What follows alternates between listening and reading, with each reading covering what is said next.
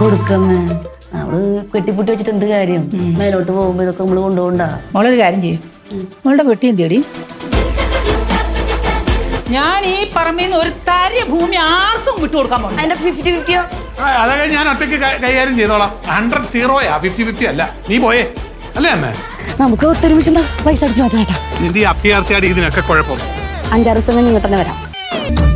അമ്മ ഇന്ന് അടക്കയും തേങ്ങയും വിറ്റതിന്റെ കാശ് വാങ്ങുന്നത് ഞാൻ കണ്ടതാ. അച്ഛമ്മയുടെ പൈസ അല്ലേ?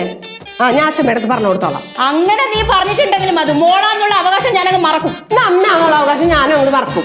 അമ്മ നൈസായിട്ട് അത് ഇസ്കാനുള്ള പരിപാടിയാ. ആ പൈസ നീ എടുത്തോ? ഞാൻ എടുക്കാതെ ഞാൻ പോയി മോട്ടിക്കാനാ. അത് കൊള്ളാലോ.